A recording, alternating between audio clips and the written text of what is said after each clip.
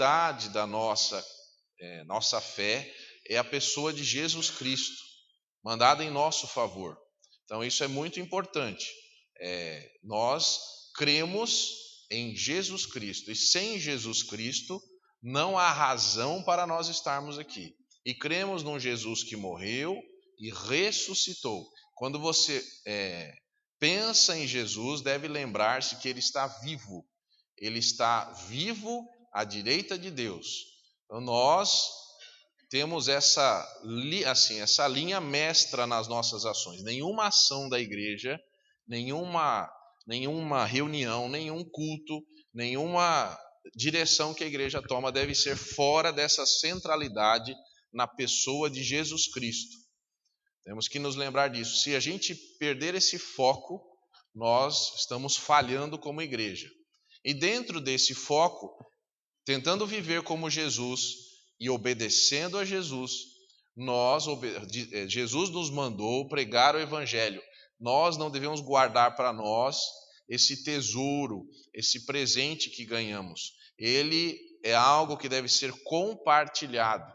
E isso se faz através da pregação, e a pregação é um testemunho da sua vida. Você prega com o que você vive.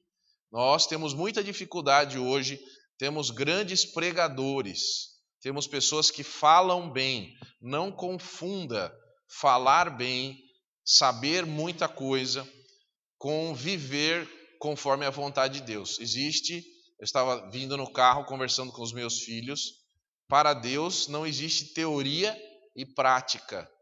Para Deus, a nossa vida, ela é uma coisa só. Então eu creio em Deus, mas eu não faço o que Deus manda. Então não existe a prática. Não existe uma vida teórica em relação a Deus, existe uma vida prática. Você age de acordo com o que Deus colocou no seu coração. Então um salvo, ele vive buscando a santidade. Não existe esse negócio, eu sou salvo, mas eu não me envolvo com as coisas de Deus.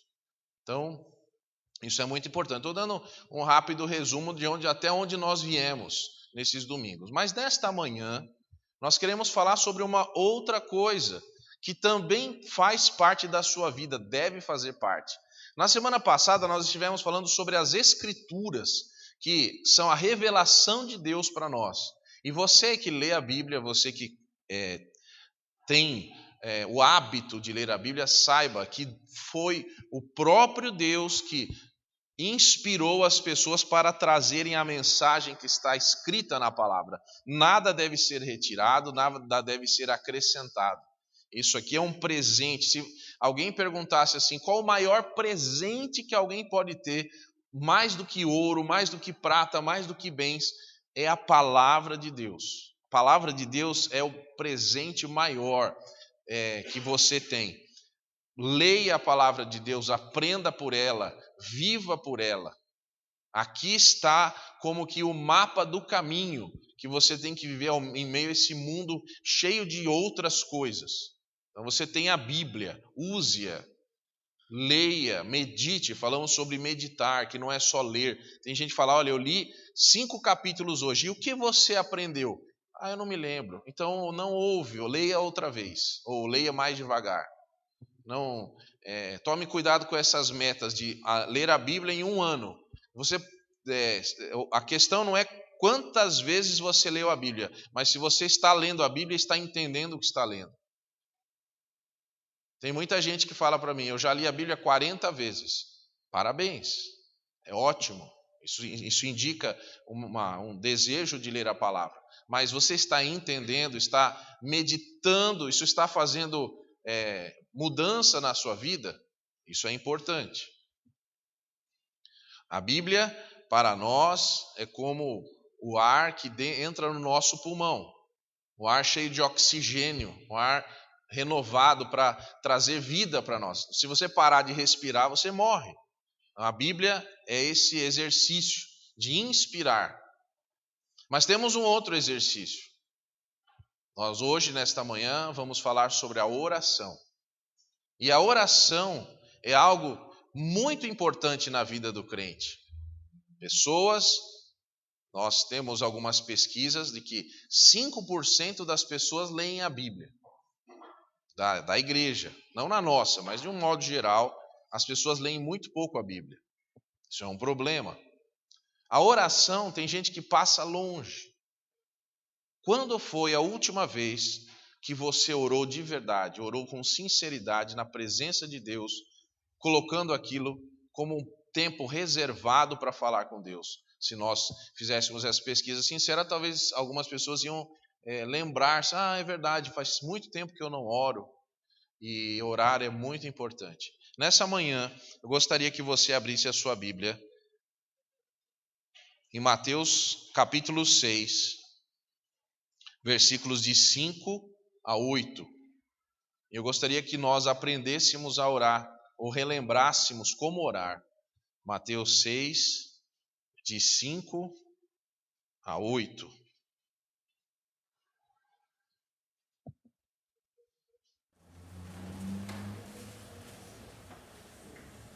Mateus capítulo 6, versículos de 5 a 8. Diz assim: E quando orares, não sejas como os hipócritas, pois se comprazem em orar em pé nas sinagogas e às esquinas das ruas, para serem vistos pelos homens. Em verdade vos digo que já receberam o seu galardão. Mas tu, quando orares, entra no teu aposento e, fechando a tua porta, ora a teu Pai que está em secreto, e teu Pai que te vê em secreto te recompensará publicamente. E orando, não useis de vãs repetições como os gentios, que pensam que por muito falarem serão ouvidos. Não vos assemelheis, pois, a eles, porque o vosso Pai sabe o que vos é necessário antes de vós o pedirdes. Queridos, nós temos aprendido, por causa da nossa cultura, que nós devemos, cultura brasileira inclusive, que nós devemos repetir a oração. A oração, ela é o sinal do nosso relacionamento com Deus. Se você pede para uma pessoa orar, você acaba descobrindo o que ela pensa de Deus. Existem orações que denotam um Deus que é uma máquina. Orações que nos mostram que a pessoa entende que Deus é como uma máquina de refrigerante. Você coloca uma moedinha, aperta o botão e sai lá a latinha. Então, existem inclusive músicas que nos ensinam o passo a passo da oração. Eu já fiz isso, eu já fiz aquilo, então agora é minha vez de receber a bênção. Mas o nosso Deus nos ensina que Ele é um Deus vivo, um Deus que se relaciona individualmente conosco, não só coletivamente, mas individualmente. Aqui Jesus está nos ensinando, através da sua palavra, que nós não devemos fazer como os hipócritas. O que é que os hipócritas fazem? Eles oram em pé nas sinagogas e nas esquinas, para que sejam vistos pelos homens. Para quem você ora? Porque às vezes o ato de se relacionar com Deus é para que os outros vejam. Mas na verdade Deus quer pessoas que se relacionem com Ele, sem que os outros vejam. Eu não preciso provar que eu sou uma pessoa que me relaciono com Deus. A oração é algo de intimidade. A oração é algo feito em secreto. A oração denota que você tem intimidade com Deus. Intimidade é algo feito em particular. Por exemplo, um casal, ele se dá as mãos, mas existem coisas que só se faz em particular. Com Deus, você pode fazer uma oração pública, mas você também tem momentos de profunda intimidade com Deus, de oração, de colocar e derramar o coração, de dizer algo da alma, algo de que lhe dói, lhe causa vergonha. Senhor, eu estou envergonhado por isso que eu fiz, preciso conversar sobre isso. Preciso que o Senhor me ajude nesse ponto que eu não tenho coragem de dizer para ninguém, mas preciso colocar diante do Senhor. E esse exercício de conversar com Deus é algo que agrada a Deus, porque a recompensa que Deus lhe dá é uma recompensa pública. Deus promete isso em sua palavra. O que Deus lhe dará não apenas ficará restrito ao quarto, mas será maior do que esse limite. Jesus está nos ensinando isso. Versículo 7. Vãs repetições. Ah, se alguém soubesse o que é relacionamento com Deus. As orações mais lindas são aquelas que são as orações do coração. Algumas pessoas vêm às vezes perguntar para mim, como eu devo orar? Essa é uma pergunta difícil de responder. Porque a oração, ela não é uma repetição. Você não deve copiar a oração dos outros. Tem livrinhos de oração, tem pessoas que vendem oração, que oram, que colocam cadernos, eu já vi em livrarias, né, modelos de oração. Na internet aparecem orações. Você tem a sua oração. Você tem uma oração? Faça.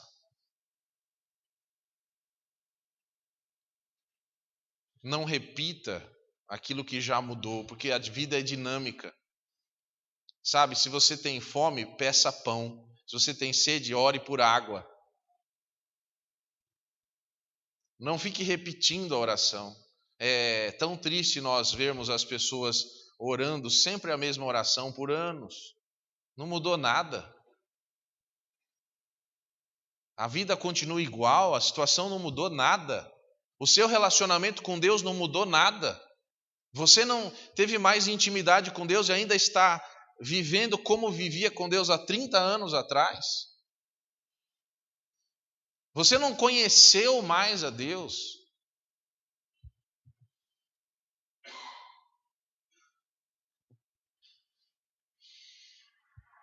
Orações dos outros. Não use de vãs repetições, porque pensam que por muito falarem serão ouvidos. Eu gostaria de dizer que às vezes existem orações aonde a pessoa entra em um profundo silêncio. Chega um momento que você está falando com Deus que as palavras faltam. Mas você está orando. Você está separando aquele momento para falar com Deus. Mas não tem palavras. Acabou. Já chegou num ponto que não precisa ficar repetindo. Converse. Conversar é diferente.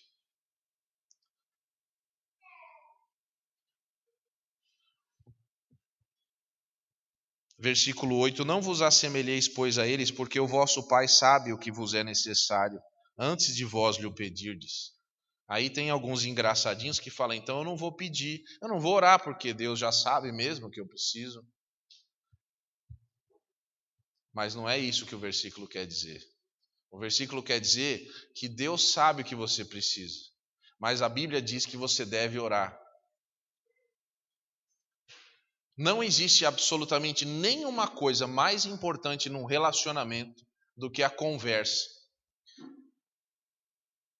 do que entender-se com a outra pessoa, do que chegar num acordo, do que estar conversando. Quando você vai a algum lugar e vê um casal que não conversa, estão comendo juntos à mesa, mas não há nenhuma interação um com o outro. É preciso rever alguma coisa. Porque conversar faz parte. E ainda mais hoje que a pessoa chega em casa, liga a televisão, vai para a internet, não há conversa, não há diálogo. Isso precisa ser resgatado também em relação a Deus. Como uma vez uma pessoa próxima de mim, que estava fazendo 50 anos de casado, e a esposa disse assim: quem sabe hoje ele vai me dizer que me ama outra vez, né? Porque há muito tempo eu não escuto isso. Aí ela foi e falou: você não vai me dizer que me ama? E aí o marido falou assim: quando isso mudar eu te aviso. Então, não está muito bem, né? Porque não é capaz de dizer eu te amo, olhar nos olhos e falar isso. É óbvio que o casal sabe que se ama, ou se espera que seja assim. Mas também é óbvio que isso haja expressão tanto verbal como de ações que demonstrem isso. Não existe uma necessidade de nós declararmos aquilo que queremos, aquilo que entendemos de Deus na nossa oração. Não repita, não fique repetindo a oração. Isso não passa pela mente, não passa pelo coração, não passa pela alma. Isso aí é algo que nós não podemos transformar a nossa oração com Deus, o nosso relacionamento com Deus em algo mecânico. Jesus detestava e deixava isso claro. Não adianta cumprir a lei. Eu fiz tudo, mas não houve amor, não houve sentimento, não houve nada. Isso não é válido para Deus. Tem que haver consciência da oração, envolvimento da oração. Você se lembra lá dos 10 mandamentos que você deve amar a Deus com todas as suas forças, com todo o seu entendimento. Então, você não pode fracionar a oração em algum ambiente lá da sua mente. Aquilo tem que envolver você todo. Não sei se você já viu, não é para fazer isso, não tem nada a ver, mas os judeus orando e se balançando assim, já viu isso? É porque eles estão usando todo o seu corpo na oração, tudo que lhes tudo que existe. Essa é a ideia. Não sei se tem gente lá que só está balançando, mas a ideia é tudo que eu sou, tudo que eu tenho, tudo que eu represento, todas as minhas forças, todo o meu ser está envolvido com Deus no momento que eu estou orando. Eu me desligo de todas as outras coisas. Essa é a ideia. Não é algo vão, algo superficial.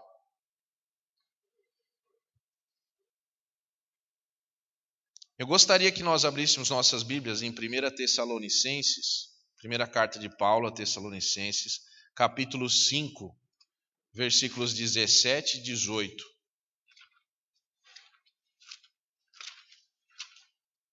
Talvez você diga, eu já sei tudo isso daí, mas a gente está relembrando. É importante, diz assim,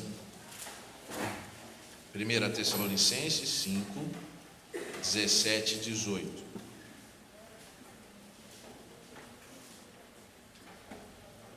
Orai sem, em tudo dai, porque esta é a vontade de Deus em Cristo Jesus para conosco. Primeira oração aí, orai sem cessar. A nossa vida precisa ser uma vida de oração. A nossa oração é a nossa vida. Não existe um lugar, uma hora que a gente vá fazer alguma coisa que não esteja orando. Se você é de Deus, se você está com Deus, você precisa aprender a orar o tempo todo. Ore sem cessar. Eu gosto de falar esse versículo assim, Deus dizendo, converse comigo o tempo todo. Eu prefiro entender assim. Vá fazendo e vá falando comigo. Vá falando do seu sentimento, vá falando da sua alegria, vá falando da sua frustração. Vá andando e falando comigo, viajando e falando comigo, trabalhando e falando comigo. Converse comigo, Deus diz. Fale comigo, fale mais comigo. Fale menos com o mundo e fale mais comigo. Fale menos sozinho e fale mais comigo. Fale menos bobagens e saiba que você está falando o tempo comigo. Perceba que tudo que você faz é um ato declaratório do que você está falando comigo. Santifique mais a sua vida, porque tudo que você fala para mim. Ande da forma pela qual você está conversando comigo. Tenha consciência o tempo todo de que eu sou Deus o tempo todo e que você deve conversar comigo o tempo todo. Você não pode imaginar que Deus não está prestando atenção em você. No seu mínimo ato de invocação de Deus, Ele está lá, ouvindo você. Por que não estar com Deus o tempo todo? O que é que eu faço que Deus não pode estar lá? Ou o que eu penso que Deus saia quando eu estou fazendo?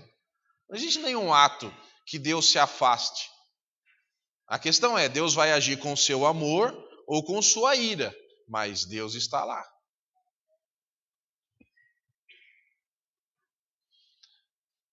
Agora, a segunda parte desse versículo é muito complicada. Em tudo dai. Aqui pegou. Até aqui, falar é fácil. Orar até aqui era fácil, mas agora essa oração ela tem um conteúdo. O conteúdo da oração é a gratidão. Senhor, eu te agradeço porque eu fui ao médico e ele disse que eu estou com câncer. Louvado seja o teu nome. Mas isso não está escrito aqui, está em tudo dai graças. Senhor, eu te agradeço porque esse mês eu não tenho nenhum dinheiro. Te louvo, Senhor. Senhor, eu te agradeço porque as coisas não estão saindo do jeito que eu quero, mas estão saindo do jeito que o Senhor quer. Te louvo. Eu agradeço pelo que o Senhor está fazendo na minha vida. Sabe, quando você passa a agradecer, as coisas começam a entrar no eixo.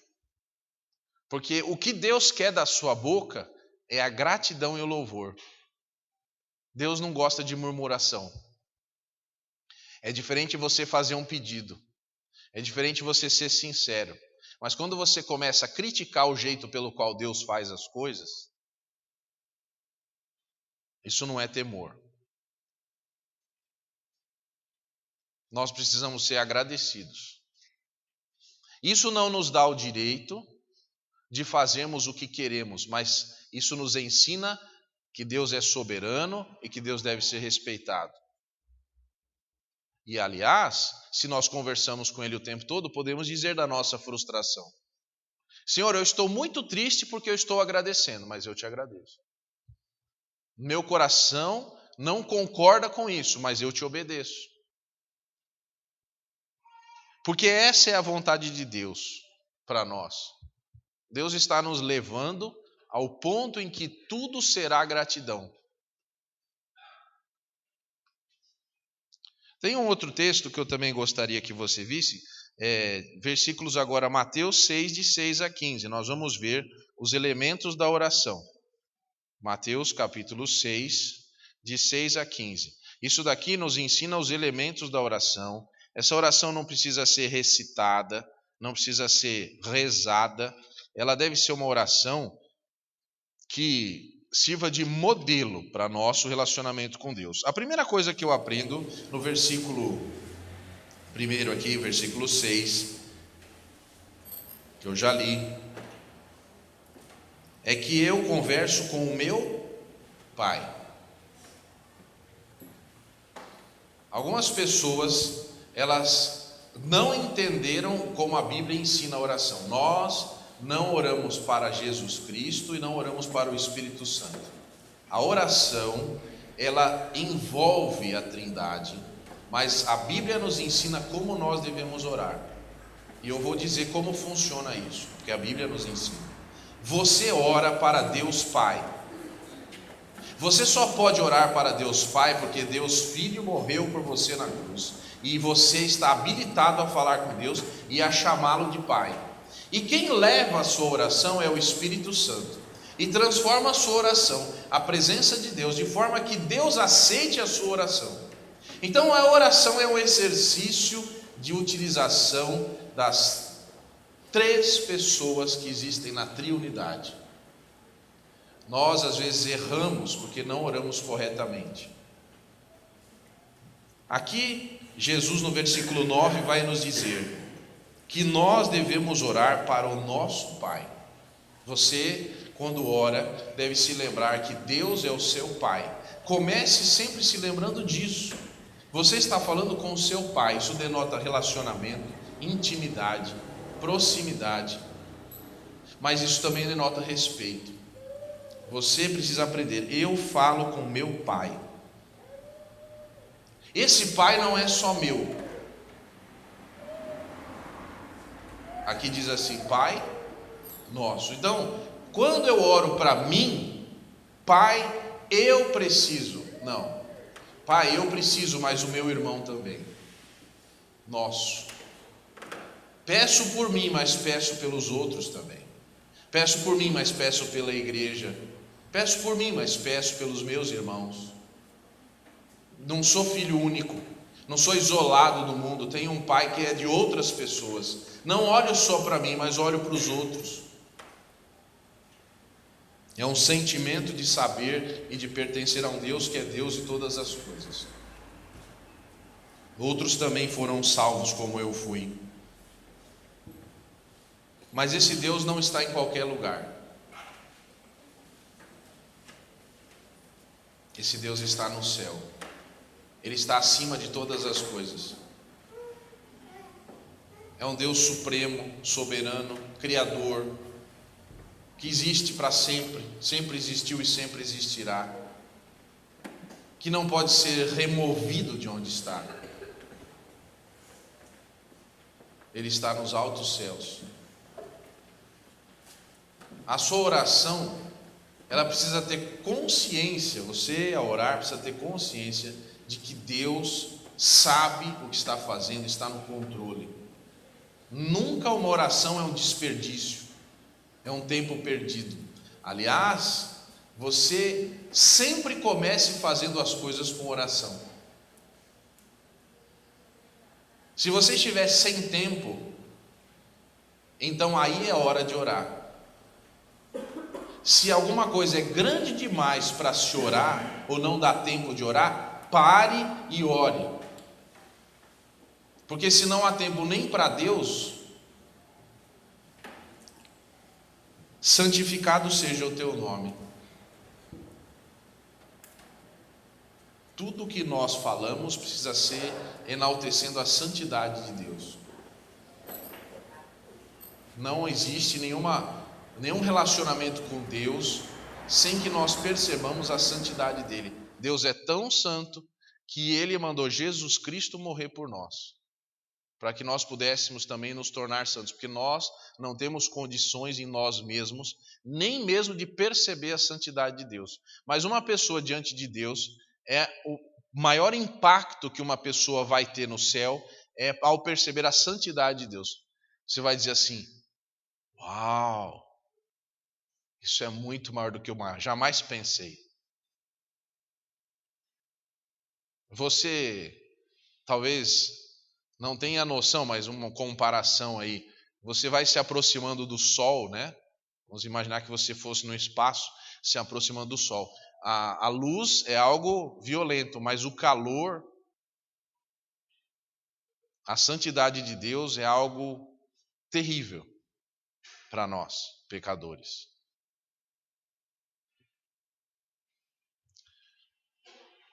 Venha o teu reino.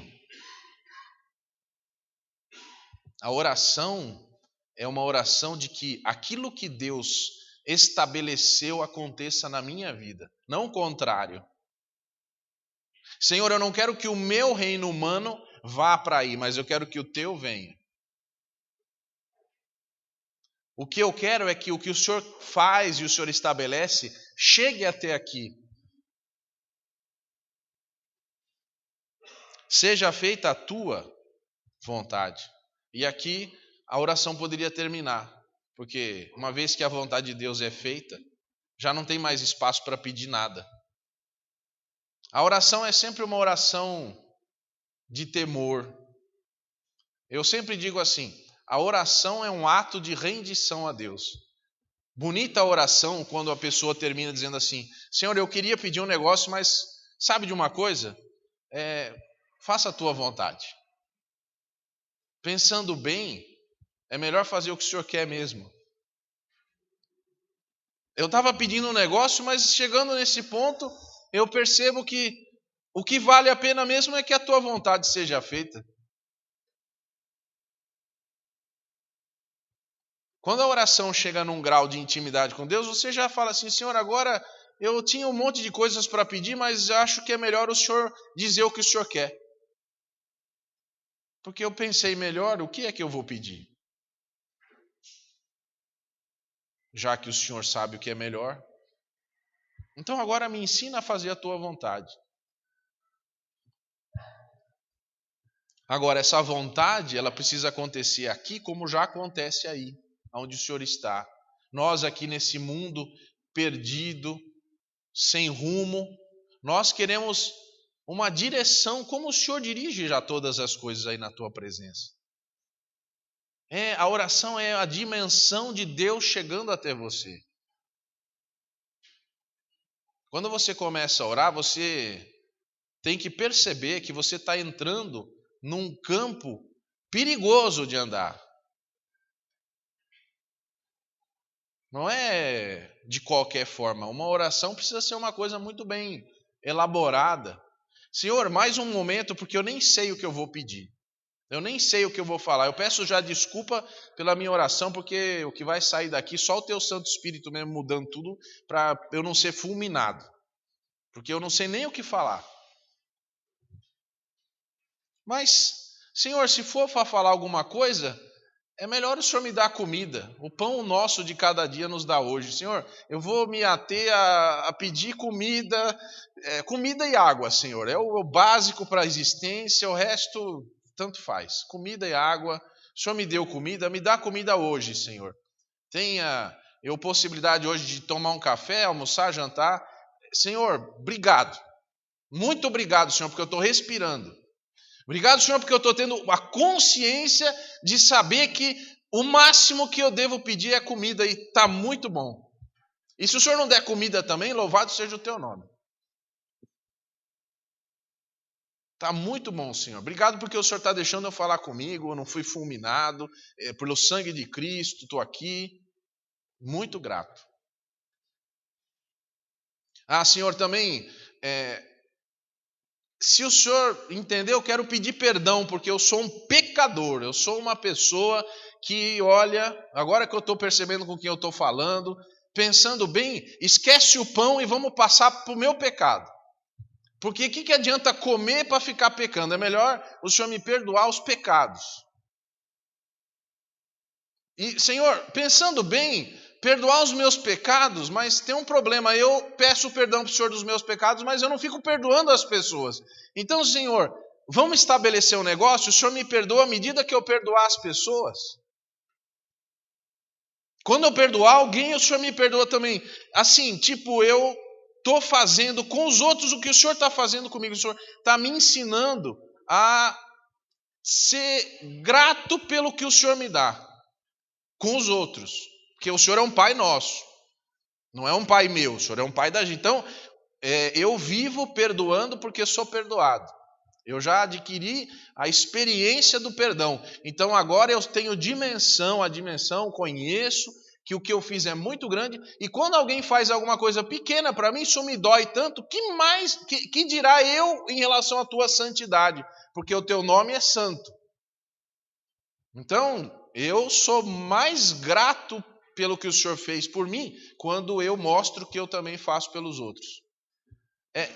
Senhor, se a gente for falar de pecado, não vai dar para falar de pecado, nem de perdão, se eu ficar sendo tentado, Senhor, porque o negócio aqui é difícil. Então, o meu pedido é que o Senhor não me leve a ser tentado, não me joga na arapuca, porque eu escorregarei.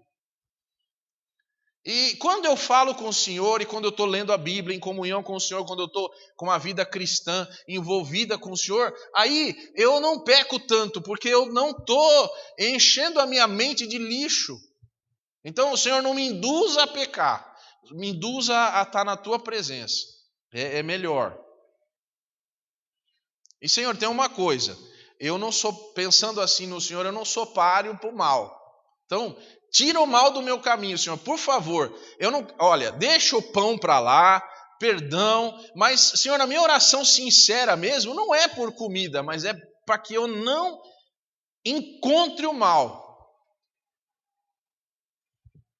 E se você está percebendo, a oração existem níveis de consciência durante a oração. Você pensava que era uma coisa, mas agora, pensando bem, é muito mais que isso. Por que tudo isso tem que acontecer? Porque no final, Senhor, o reino é teu mesmo. Todas as coisas são tuas. Nem eu mesmo sou meu. Nem o meu irmão, nem nada. Então tudo é teu. Afinal de contas, pensando bem, e já que eu estou conversando com o Senhor, o reino é teu. Eu declaro que o Senhor é rei, eu declaro que o Senhor governa, e eu me submeto humildemente a esse reino, e eu quero viver de acordo com esse reino, porque, pensando bem, o poder também é teu. O Senhor manda em tudo, eu não tenho poder nenhum, e nem ninguém, nem nada. O poder é teu, Senhor. O que eu vou fazer sem o teu poder? E sem o teu poder não existe nada, então eu me submeto ao teu poder. Mas tem uma coisa que, pensando bem, Senhor, também tem a questão da tua glória. Senhor, o Senhor tem um brilho, tem um esplendor, a tua presença é tão maravilhosa. Às vezes, Senhor, eu estou na tua presença, até esqueço do teu poder. Aquele rolo compressor que é o teu poder, ele não me sufoca por causa da tua glória, da tua misericórdia. E eu posso falar com o Senhor. Obrigado, te agradeço por isso. Mas o Senhor não é poderoso e glorioso uma vez por dia. O Senhor sempre é assim. Sempre o Senhor é desse jeito. O Senhor não muda. Eu sempre percebo que a cada instante o Senhor está presente com o teu poder, com a tua glória, me alcançando. Então, Senhor, eu vou assinar embaixo dessa oração. Eu quero isso daí, amém.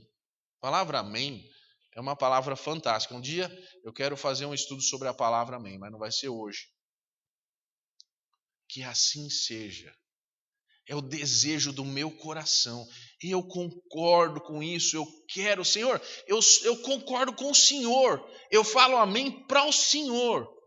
Eu falo assim, Senhor, eu percebi que eu não sou nada. Então, eu me rendo e concordo, porque se eu me colocar contra o Senhor, eu sou fulminado. Então eu digo amém. O amém é a minha declaração de total rendição. Dizer, assim seja, o Senhor governe sobre a minha vida, o Senhor perdoe os meus pecados, o Senhor me dê o pão, o Senhor faça o que o Senhor quiser, porque o teu é o poder, a glória, tudo é teu, e o teu é o reino também. Então eu aceito isso, eu deixo isso passar em mim e fazer parte de mim. Não vou me opor a isso. E eu termino dizendo o seguinte: quando um vento muito forte bate numa árvore, ele derruba a árvore. Mas aquela plantinha que se curva, ela não é destruída. Então, na presença de Deus, não se torne uma pessoa rígida, uma pessoa que bate a mão no peito e diz assim, eu é que sei. Não faça isso. Na presença de Deus, você se curva, você diz, Senhor, eu me submeto à tua vontade. Agora, é fácil falar. Mas quando a gente fica com fome, quando uma pessoa quer comprar a televisão para a Copa e não tem dinheiro, quer comprar um celular, a pessoa quer comprar uma coisa, uma roupa no shopping e não pode, ou qualquer coisa, Então aí a pessoa vai ter que aprender que aí isso vai se tornar realidade. Falar, Senhor, eu não estou aqui nesse mundo por causa dessas coisas, mas eu estou aqui para te obedecer. E no momento certo, Deus vai te recompensar publicamente. Não faça da sua vida uma reza, faça da sua vida uma oração. Uma oração com todos os elementos da oração. Que o verbo da sua vida seja orar. Aprenda isso. Quando a gente está em comunhão com Deus, nós nos tornamos invencíveis. Quando uma pessoa ora, se torna invencível. Eu marquei aqui, não vou falar no texto agora, mas Elias orou e por 3 anos e meio não choveu. Elias orou e o fogo desceu do céu. Elias era um homem como nós, como você e eu, sujeito às mesmas paixões, mas ele experimentou a oração na vida dele. E ele orava e fez essas orações porque o povo estava longe de Deus. Ele tinha uma vontade maior. A angústia da alma de Elias era que o povo não servia a Deus. Era angústia, ele ficava doente por causa disso. E Deus cuidava da doença dele. Porque essa era o objetivo da vida dele. Fazer Deus conhecido. Saber que o povo precisava de um Deus verdadeiro. Que essa também seja a sua doença. Que essa também seja a sua preocupação. Que você também ore por isso, para um mundo perdido aí. Não adianta a gente pensar em tudo quando a gente não se acertou. Eu tenho um livro escrito por um missionário que é assim, antes de dizer sim, antes de ser missionário, antes de dizer sim para missões, eu tenho que acertar algumas coisas. Algumas não, muitas coisas. Porque é uma coisa, começa na gente. Vamos orar. Curve sua cabeça.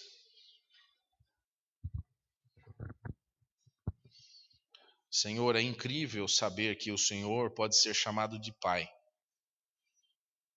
Ó Deus, como é bom ter um Pai perfeito. Como é bom ter um Pai que nos ouve, que é sensível, que olha esperando que nós voltemos, que cuida de todas as coisas. Um Deus santo, maravilhoso, que não pode ser compreendido através de palavras, mas pode ser compreendido através de Jesus Cristo. Ó Deus, obrigado porque o Senhor nos amou, o Senhor mandou Jesus Cristo. Ó Deus, o Senhor criou todas as coisas para a tua glória e nós estamos aqui nesta manhã com o coração humilde, pequeno, com o coração aberto a te ouvir. Ó Deus, os nossos pedidos caem por terra.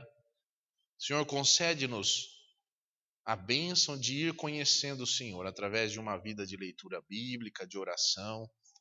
Ó Pai, quantas coisas nos distraem, mas pedimos que o Senhor nos livre do mal. Tudo que não vem de ti é mal. Tudo que não vem da tua mão, que não serve para termos comunhão contigo, livra-nos dessas coisas, Senhor. Ó Deus, que nós sejamos maiores do que as coisas que nos envolvem e busquemos a tua presença. Senhor, que o nosso coração seja um coração de perdão.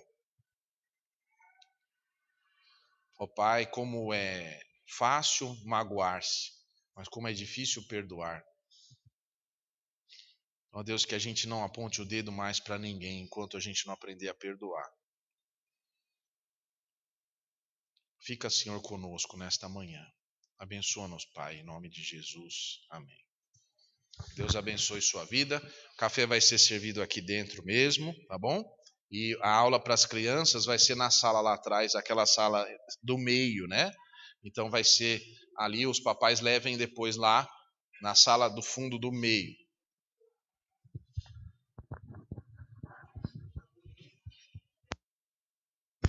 Assim, irmãos, Só um aviso também, o Iago, que é filho do Orivaldo, que é um irmão que está frequentando a nossa igreja, o Iago ele está fazendo aniversário e o pai dele está convidando a igreja para participar. A gente vai fazer essa festinha na casa pastoral.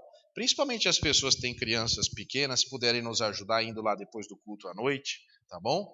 Então, depois do culto à noite, vamos ter um bolinho lá para as crianças e para quem puder, lá na casa pastoral, tá bom? Então, se você puder nos ajudar, porque é uma família que está chegando à nossa igreja, né? Estamos cuidando, então todos estão aí convidados. Que Deus abençoe.